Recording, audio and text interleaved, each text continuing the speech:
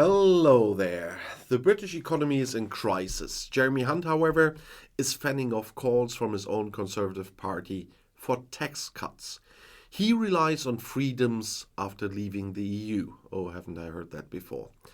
If a British government no longer knows how to overcome Britain's chronic weakness in growth, Brexit is usually its last hope. That was already the case under Boris Johnson and Liz Truss. The incumbent Prime Minister Rishi Sunak is also following the same idea.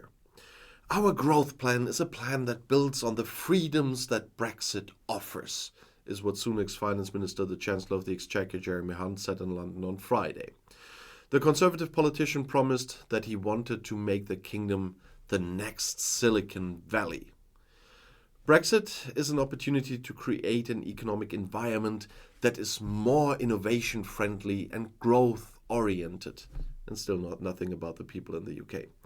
Hunt confirmed his intention to abolish the so-called Solvency II rules from the time of the EU membership by the summer.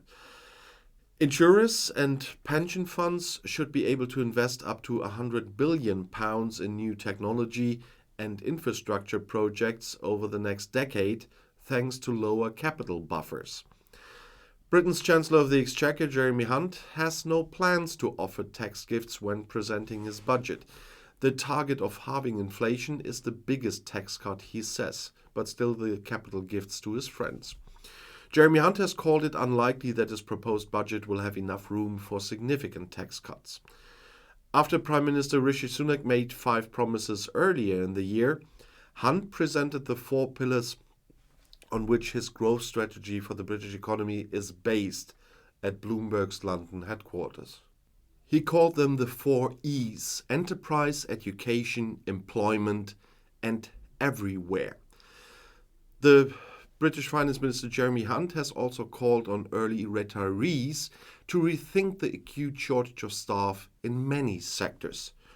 To everyone who retired early after the pandemic or didn't find the right role after short-time work, I say, Britain needs you. Hunt said that in Friday in a speech on his plans for the British economy as well. It should also be made easier for people who suffer from chronic or mental illnesses to re-enter the labour market. If companies cannot hire the staff they need, they cannot grow either, said the minister. Around 300,000 fewer people are currently employed in the British labour market than before the pandemic. Many older workers have reduced working hours or stopped working altogether in recent years, according to figures from the UK Statistics Office. In addition to the pandemic-related exodus from the labour market, Brexit is also responsible for the shortage of staff. In many areas, such as gastronomy or logistics, there is a Brexit shortage of workers. These jobs used to be held by EU citizens in the past. However, many of them turned around in the pandemic and avoided Brexit. Now it's no longer easy to come to the UK to work because of expensive visas. According to The Times, the British government is also considering changing the rules for international students to allow them to work more than 20 hours a week. However, there is concern that these visas could then be used as a shortcut to a work visa, which Conservatives want to avoid. But the problem with the Conservatives is they always want what they want and not what reality tells you is possible, and this is just another example of this.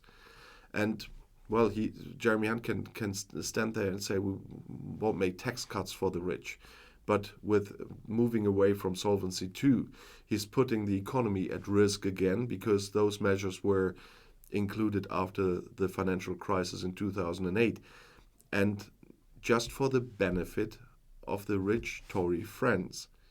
Just think about it once again. And I'll see you in my next video. I'll be back.